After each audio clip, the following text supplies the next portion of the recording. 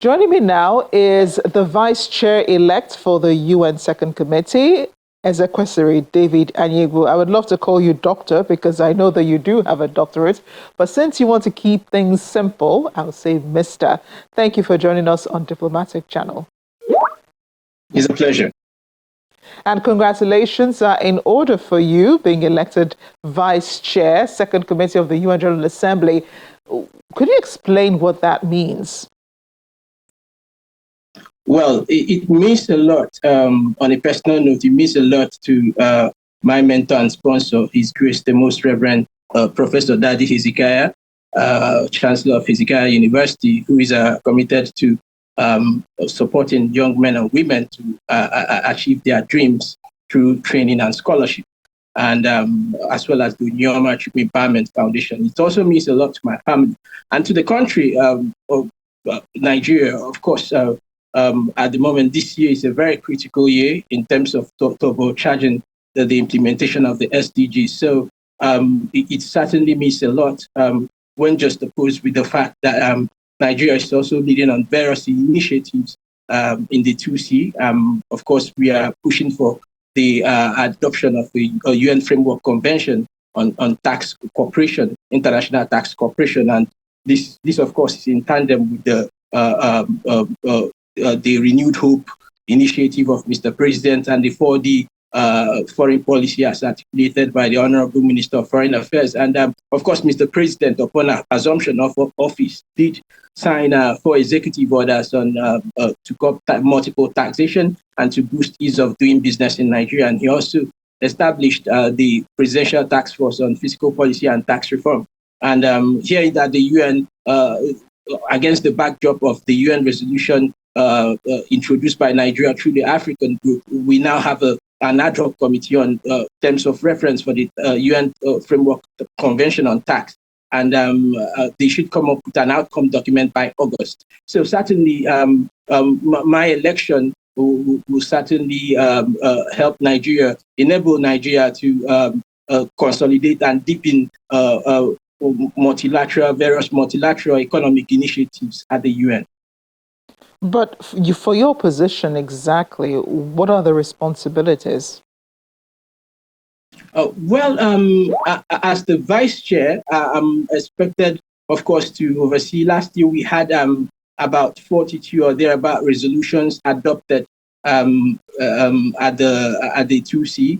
Of course, so the general debate of the second committee usually takes place October, just after the high-level week. It has not been agreed yet, but we would meet at some point to fine-tune modalities as regards the 2C session for the 79th session. So I'm expected to actually coordinate at some point most of those resolutions. Of course, investment resolution has been of critical interest to Nigeria over the years, and my humble self, I've had the honor and privilege of coordinating the resolution on behalf of the Group of 77 and China on 3 consecutive occasions. And it's quite I can tell from that experience that it's quite a Herculean task, aggregating the interest of 134 countries. But this time around, I'm expected to oversee a lot more, including the partners from Europe and other continents. And I'm expected to play that neutral role, be a neutral arbiter, to make sure that things move smoothly, and of course under working, ensuring a conducive working relationship, so to speak, a seamless working relationship with the chair and my other co-vice chairs as well. And the UN is currently facing a number of global challenges, I would say. You have the war in Gaza that's still ongoing, the war in Ukraine that's still ongoing, the fighting in Sudan is also still ongoing. It's not the first time that the world body has had this huge responsibility of trying to calm all sides. So what should nations understand as they look to the UN for guidance?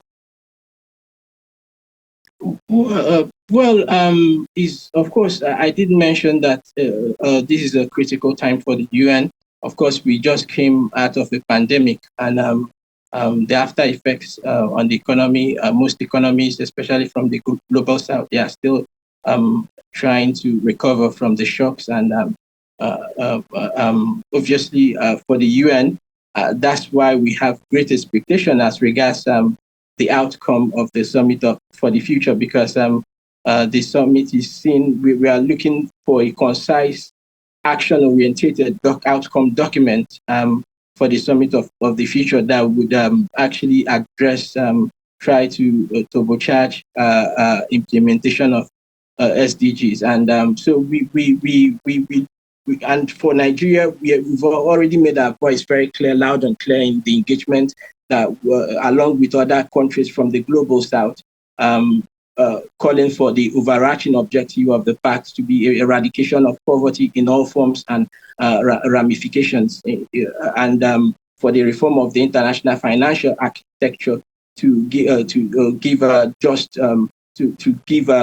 just representation, to lead to a rule-based, equitable, fair trading, international trading system that would actually support local production in the global south, especially in our part of the world, and as well as debt review of the international debt mechanism, and a whole lot of other calls which we made. Climate finance, of course, because on mitigation and adaptation, and for it to be distinguished or differentiated from official development assistance, and for the call on repatriation of illicit financial flow, for us to have a time-use return, because most often we have that conversation without looking at the time span it takes to repatriate illicit financial flows and assets from country of destination, and as well as the accruing discussions on the accruing interest, as the case may be.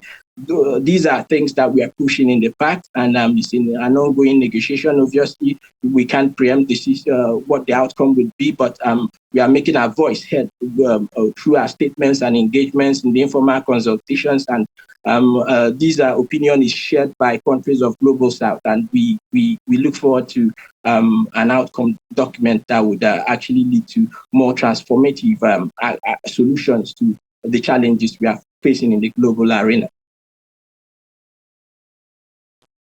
Now, previous Nigerian presidents usually enumerate their achievements at the UNGA. They see that as an opportunity to more like a scorecard for their governments when they attend the meetings in September. They go on to then call for more assistance from nations. What impression do you think that this makes on member countries? Well, I don't think the assertion is entirely correct to say we go to the UN to make statements to beg and plead. Usually, our statements we align our statements with the African and global South position, and by virtue of the position God has bestowed on us, we try to give a voice to Africa as a continent. And most of the issues we bring to the fore are common issues, being shared peculiarities with other African countries. Take, for instance, the issue of enabling environment.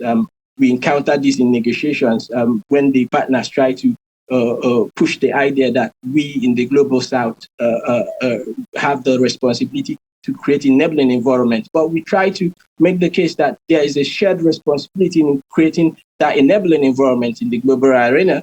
I just talked about the issue of having the collaboration, illicit repatriation of illicit financial flows, and for reform of the trading system.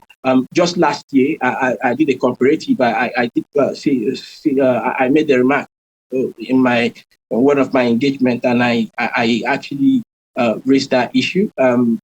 Last year we had non-oil exports from Nigeria was $4.5 billion US dollars for the first half of the year, for the first half of 2023, compared to first half of 2022 when we had $4.8 billion, representing about 6.25% decrease. And the reason for that decrease was export rejection. So that's what we try to pitch in most of these engagements. How can, if we don't have that support coming in to support local production and conducive trading international environment to support local production and to enable a fair playing field, how can developing countries, how can they meet up with the SDGs? You look at the intra-African trade, our commitment to African continental free trade area. I understand the statistics for last year, first quarter was we did about 842.6 billion naira, and then at the close of the first quarter, we did about 1.1 trillion or thereabout. And you look at the December, the fourth quarter of 2020 was about it was on the high side, but then again, when you juxtapose this with the IMF projections that by 2025, intra-African trade should increase by 52.3%, you see that it's still a far cry. But you can only imagine where would be, how much would we are doing this now at the moment, or if we have that support from the international community to actually create a conducive trading environment. Definitely the sky would be a starting point. So those are the commitments, those are the line of arguments we are posing, and is shared, because you cannot exist in isolation. The terms of trade, it matters a lot. And that's why the entire Global South, we are pushing for reform of the IFA, for review of debt mechanism and things of that nature, for us to be able to thrive as nations economically. And as we end the interview, the theme for the 79th UNGA is multilateral solutions for a better tomorrow. How do you understand that to mean? Well, yes, I know the team. I happen to be coordinating. Of course, I happen to have the honor of leading on the Path for the Future. So I know. I try to double check, and I know that the team is actually for the Summit of the Future, the multilateral solution for a better tomorrow. I think is actually the team for the Summit of the Future. I know the incoming president elect of the 79th session did mention in one of his engagements that most likely the team for next 79th session would be unity in diversity for advancement of peace, sustainable development, and human dignity for everyone everywhere. That's Philemon Yang of Cameroon. He did mention that on Thursday when he was elected as the president-elect. But generally, as I did point out, for the team in question for the Summit of the Future, multilateral solutions, that's why we are calling for an ambitious document, outcome document that would actually speak to the issues of the Global South, that would bring transformative solutions, that would actually take cognizance of the peculiarities of the Global South, and not just any document that speaks with we commit. We want real concrete actions, real measures that would actually address, most importantly, eradication of poverty and the reform of the international financial architecture. Ezekwesili Anyaegbu, it's been a real pleasure speaking with you, and I wish you all of the best. I'm glad you have all the support of your team and the Nigerian government behind you as second vice chair of the United Nations General Assembly. Vice chair of the second committee of the UN. It's been a real pleasure speaking with you. It's a pleasure, and thanks for the top-notch reportage by Channels Television. Please keep up the good work. Cheers. This is where we end Diplomatic Channel. Thank you for joining us. And don't forget, you can watch this and other editions on Diplomatic Channel playlists on the Channels Television channel on YouTube. Also, the addresses to reach me on and to drop your comments are on your screen. I'm Amarachi Ubani. I'll see you next time.